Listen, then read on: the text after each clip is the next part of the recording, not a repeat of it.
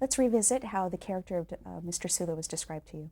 Yes, Gene put the character in a larger context. He said the Starship Enterprise is a metaphor for Starship Earth, and the strength of the starship is in its diversity.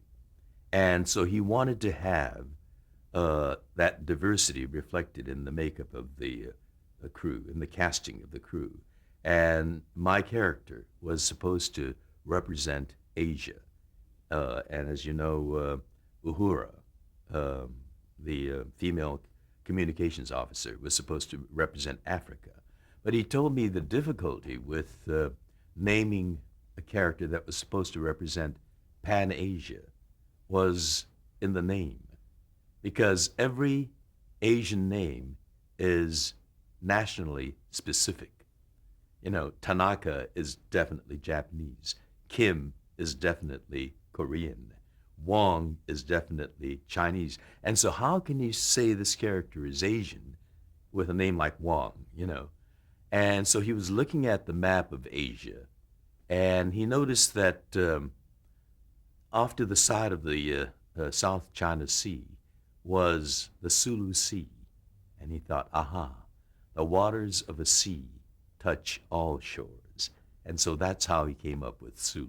And so when I was filming a movie on location in the Philippines, after the shoot was over, I went to a resort on the Sulu Sea on the island of Palawan. Now, how did you feel about the character of Mr. Sulu when you? Well, first of all, that was to be a regular character, steady employment.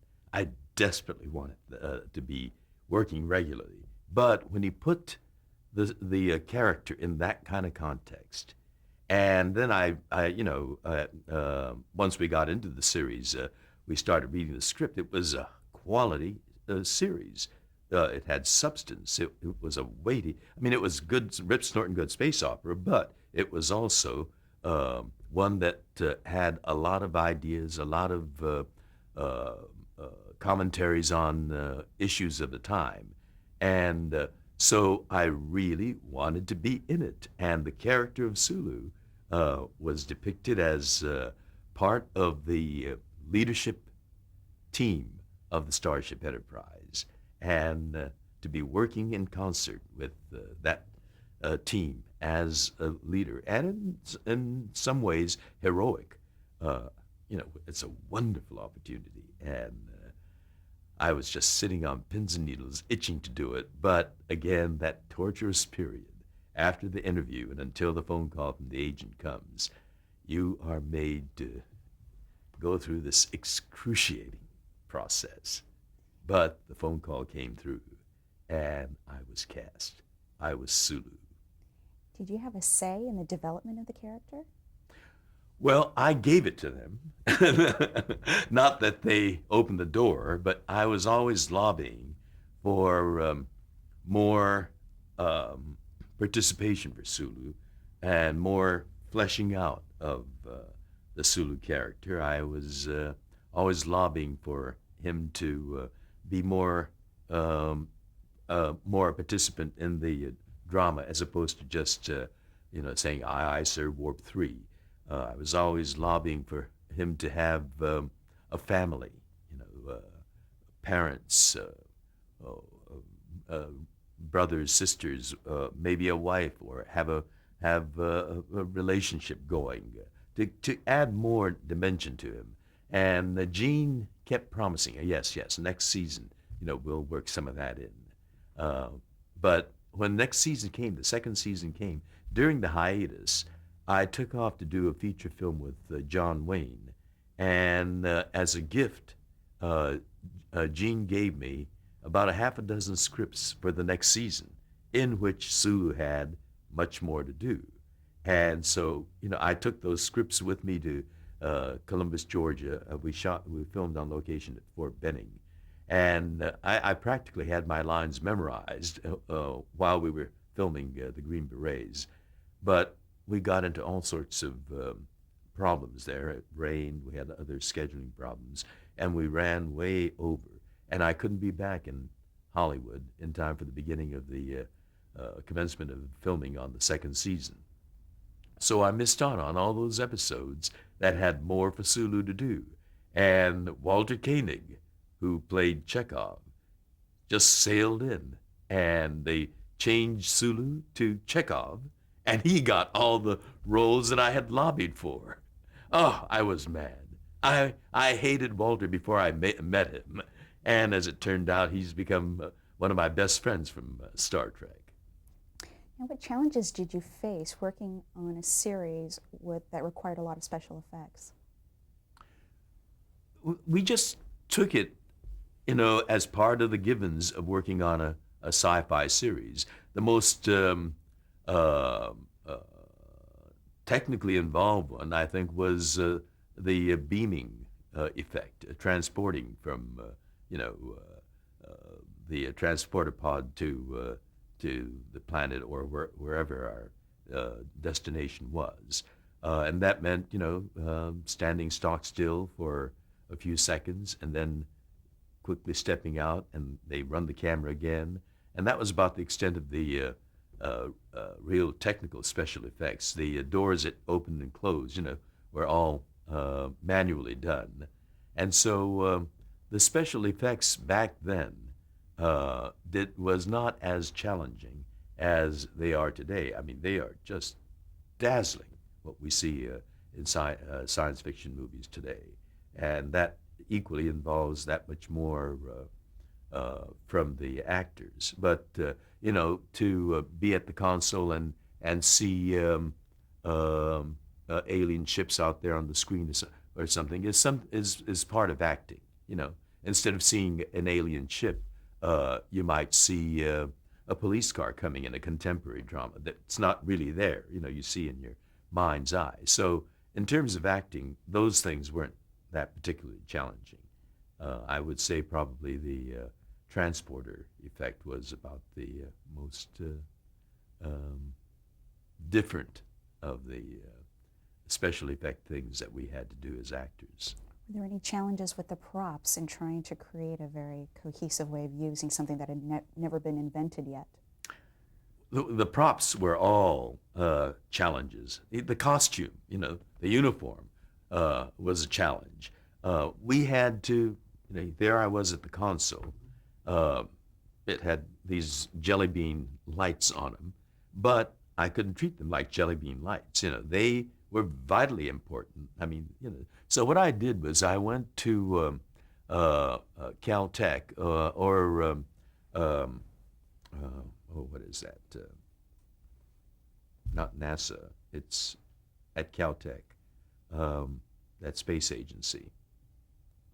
Well, anyway, I saw, that I visited that room where they have all those screens and buttons and all, and they're vitally important. And I had to bring the same kind of focus and attention to and reality to those jelly beans as those guys there at.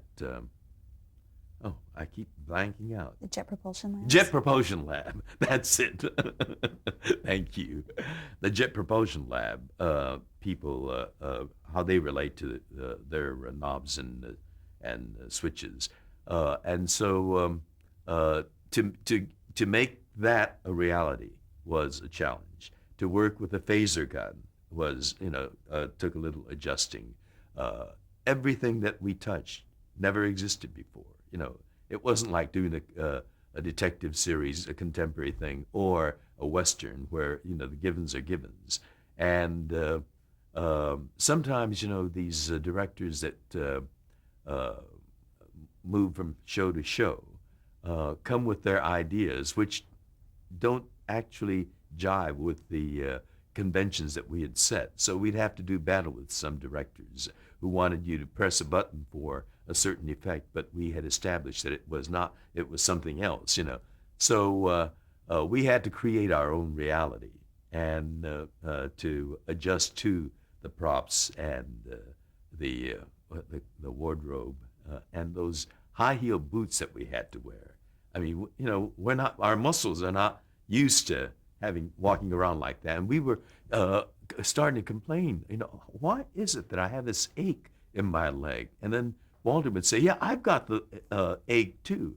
And then we thought, "Oh, could it be because we're wearing these high heel shoes?" And then we'd ask Leonard, and Leonard would say, "Yeah, yeah, I have an ache right here too." So we started taking the boots off and walking around in our running shoes whenever we could. What was it like to work with Gene Roddenberry? Gene was very special. I mean, only Gene could create a show like Star Trek. In many ways, he really was a visionary and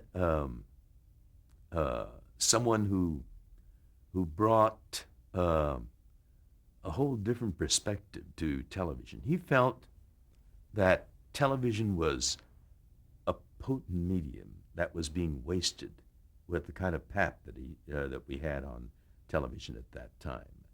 He felt that yes, television can be entertaining, but it can also be intellectually engaging. He felt that it can be uh, informative, it can be educational, and it can even inspire. And to infuse this medium that had all this potential with a show that could come close to achieving that was his goal. Um, the way he had to sell it was to tell the network people that this was wagon train in space. He had to give them a frame of reference, something that already existed. But what Gene did with Star Trek was to use television at the time when the nation was turbulent with political, social, cultural change. I mean, we had the Vietnam War going, which was tearing this country apart. We had the Civil Rights Movement, which was dividing this country because we couldn't get along with people of different colors. We had the hippie movement going, which was dividing families. You know, parents thought that they lost their children, that civilization was changing. You know, so there was all this turbulence in the 60s and early 70s, and none of it was being reflected on television. None of it was being commented on in television. You know, you had Gilligan's Island, Beverly Hillbillies, and even so-called science fiction. Lost in Space was really a fantasy in space, you know. And so what Gene did was he used science fiction as a metaphor to comment on these issues of civil civil rights or the Vietnam War and the conflict between uh, uh, groups of people based on ideas about war and peace, uh, uh, the cultural challenge to our society with the hippie movement. Uh, they were all commented on by Star Trek. In almost every episode, there was some commentary made on these issues. And so Gene brought television to another dimension, I think, by the use of science fiction. He also, with the way he cast the show, made another powerful commentary. It was, you know, week after week, you saw that pluralistic team working together in concert, each bringing his or her unique talents, each bringing a different perspective, but working together as a team. That was an important commentary at a time like that. And there we had a trusted colleague who was proud of his Russian heritage, spoke with a Russian accent, Pablo Chekhov, at a time when we were locked in the Cold War with two ideologies threatening mutual annihilation. And yet he said this too would pass, you know, and you eventually get to the point where we're going to be working together as members of the same team, interdependent on each other. And the amazing thing is, here it is only a few decades since Star Trek came on, and we do in fact have a spacecraft out in space today in reality.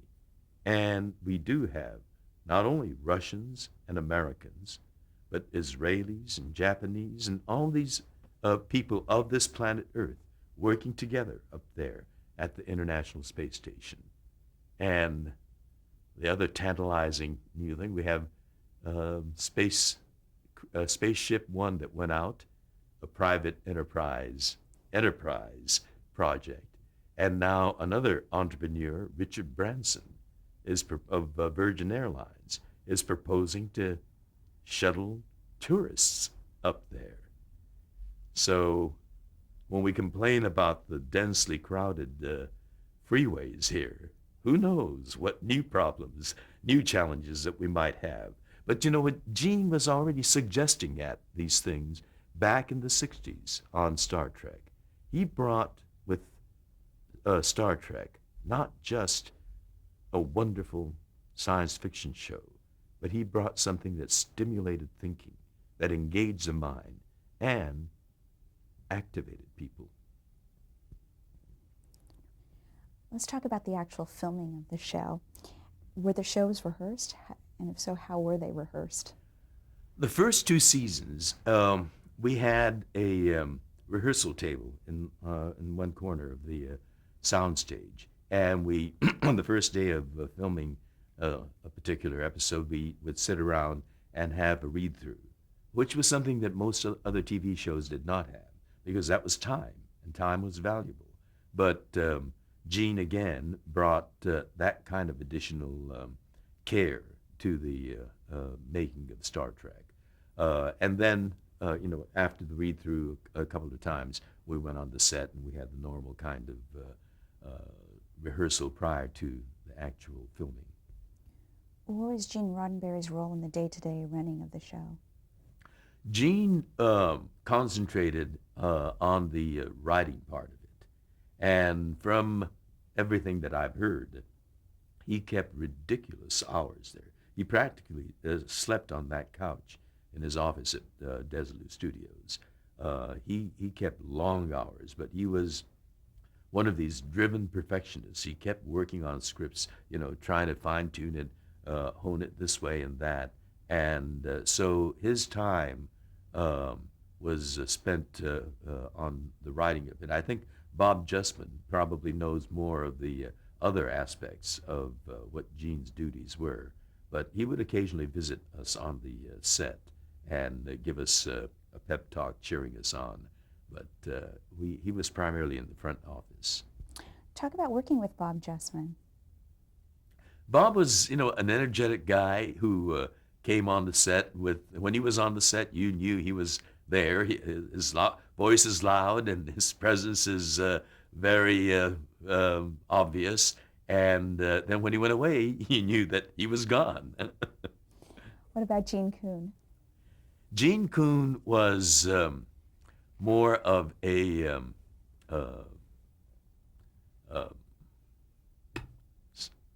presence. He would come. He was a big guy, and when he came on the set, you knew he was there. He wasn't as audible as Bob Justman was, but you knew he was around, and he would. The one that was the most chatty with the cast and crew, I think, was Gene. He would go around, chatting with people and sharing a story and a joke. Bob was there for business, as was Gene Kuhn. But Gene did it in a much more kind of quiet, authoritarian way. Talk about working with your co-stars, William Shatner. Bill is a dynamic presence. He enjoys being the center of everything, and when he's on the set, he dominates. You may have heard about some of the difficulties that cast members had.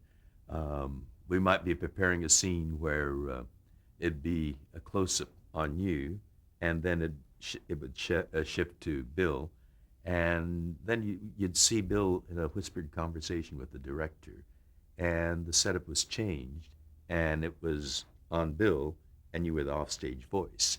And so things like that, sometimes has a way of rubbing you in one direction. But Captain Kirk is a Bill Shatner creation. It's his metabolism. I mean, he vibrates uh, Captain Kirk, and so it's Bill's unique talent, energy, and persona that made Captain Kirk the kind of character that he was. So it was fun to watch him um, act. Some of those scenes that he did were just inspired, wonderful acting. And in television, you don't get to rehearse that much. So to see an actor be able to produce, and then you have a second take, and there it is again, and it's a little different, and it's a little bit better. It's he was fascinating to watch. Sometimes difficult to work with. Now, what was Mr. Sulu's relationship with Captain Kirk? How would you describe that? Sulu's relationship with Captain Kirk, he was his Captain Kirk was Sulu's idol. Sulu patterned his career after him. And in the same way that I, as an actor, George Takei as an actor, watched Bill Shatner as an actor, Sulu was, in many ways, taking his inspiration from Captain Kirk. Let's talk about Leonard Nimoy. What was it like working with him? Leonard and I are political kindred spirits. So we were able to talk about the Vietnam War and share some thoughts. We were generally in agreement there. Leonard is, I think, very much like Spock. He's a very deeply thoughtful guy. He's also someone that is a workaholic. He gives everything to his work, and maybe that sometimes has its counterweight side. But he's a very dedicated guy. He's a driven guy, but he's also a socially conscious guy, and I enjoyed having discussions over current events.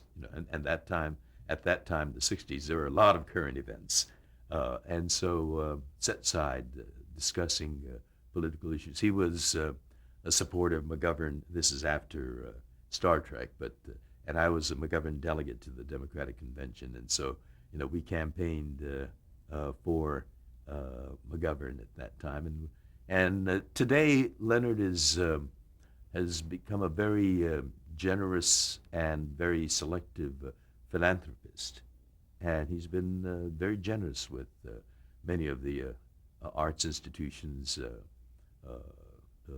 as well as political causes here in Southern California. We're going to have the Leonard Nimoy Theater at the Griffith Park Observatory when the work is finished. He was very generous to the expansion and restoration of the Griffith Park Observatory. The Museum of Contemporary Arts downtown, MoCA, is a beneficiary of his generosity, he and his wife, Susan's. And they have a second gallery right next door to our gallery.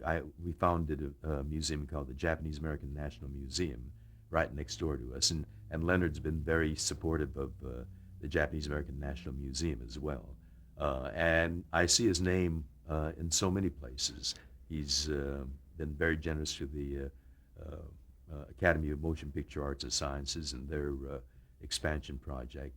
I'm sure he's been generous to the Academy of Television Arts and Sciences as well. So he's someone that has a great compassion and a sense of support that he can give to the larger community. DeForest Kelley. He was a very special guy. Despite the character that he played, he was probably the most different from the character that he played amongst all of us. Dee is a very shy, it's a strange word to use, He didn't, for example, he didn't like going to Star Trek conventions. He didn't like large numbers of people. He was good with one-on-one relationships. And one of the fondest memories I have is, we'd go off during our lunch break to the commissary, and walking back from the commissary, uh, he would tell me about the studio. By this time, Paramount and Desilu were combined. And Dee was one of the last of the contract actors at Paramount Studios. Those halcyon days, every studio had contract actors. I mean, we scuffle around for stability, security, continuity to our careers. But in those days, they had a contract with the studio. And so there was that regular cash flow and the regular parade of work coming at you. And Dee was one of the last of the contract players at Paramount. And after lunch, we would roam through some of the byways of the studio lot. And he would tell me that used to be Alan Ladd's dressing room. Dressing room. It was like a whole house, living room, dining room, kitchen, bedroom upstairs, and all. That was Clark Gable's dressing room, or that's where the dancers changed. That was a bungalow. That's the writers' bungalow. That's where the writers were housed. So I got a sense of, I'm a history buff, and to get history, the history of Paramount Studios, shared with me by a docent who lived through it all, was wonderful. But I don't think he did that with everybody. It's only when you pepper him with questions and kind of guide him through some of the back ways of the studio. Oh yeah, this is where that used to be, and oh, they tore that down. It was fascinating to get that history of the studio. And Desilu Studios also has a fascinating history. Howard Hughes at one time owned it. And typical of Howard Hughes, he bought it for a song. A group of Midwestern businessmen had bought it, enamored of the glamour of movies and didn't know how to run a studio, and it was on its last legs. Howard Hughes came and bought it and introduced stars like Jane Russell and Jean Harlow, and brought up the stock of the studio, and then sold it for like about 10 times what he paid for it. And then whoever bought it let it go down again. And then these two performers who used to work there, as the girl as a redheaded dancer and the guy as a Cuban a musician, they had a big popular TV series, so they bought the studio and named it after them. It was RKO Radio Pictures when Howard Hughes owned it, and then they turned it into Desilu, and that's when we stepped in, and then it was bought out by Bluthorn, Charles Bluthorn of Gulf and Western, and it was combined, and we became Paramount Studios. So it has a wonderful history, rich Hollywood history, and DeForest would share that with me as we tottered back from our lunches. It was many, many lunches that gave me that understanding. Okay, we're going to stop here and change tape.